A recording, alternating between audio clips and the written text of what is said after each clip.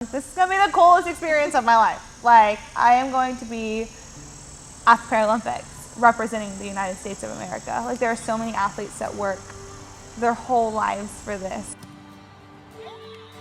2016, I was diagnosed with bone cancer, which has kind of led me onto this journey now. When I was diagnosed, I thought I wasn't playing college volleyball, so I thought I'd probably never play again. And then about 2 weeks after my amputation is when the Rio Paralympic Games were happening. I got to see sitting volleyball, and here I am now, 5 years later.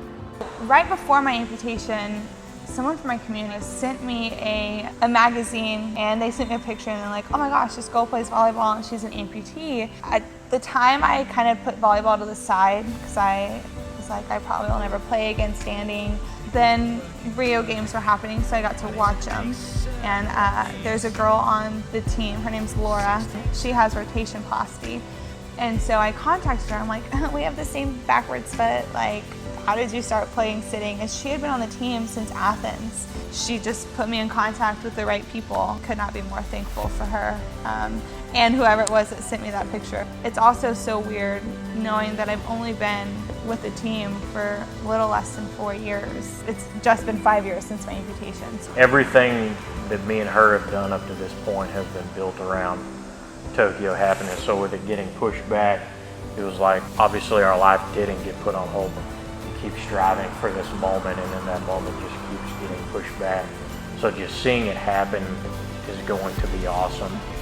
My goal has always been Tokyo, and I don't want to look too far past the games because I really want to be able to sit in the excitement of getting to play. Like, I'm so grateful that I had a husband that has literally been with me every step of the way, and I never in my wildest dreams would imagine playing professional.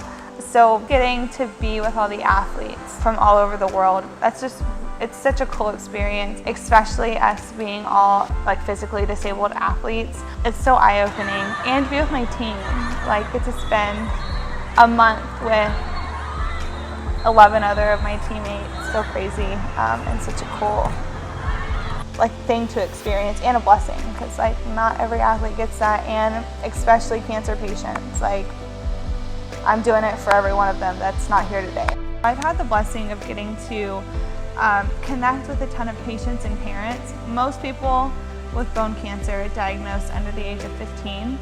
And so it's these young kids and parents making these decisions that luckily I was 19 years old getting to make, and my parents weren't making this full decision for me. It's inspiring to see her talk about volleyball and be an inspiration to all these kids, but also see her reaching out to adults and people her age that are going through cancer currently. I have a foundation, and so we are similar to Make-A-Wish, but for ages 18 to 29, because that is still a very common age to be diagnosed with childhood cancer, and you are still on your parents' insurance. You're still like trying to figure out life, you know, and so we try to take some of that burden off of those patients.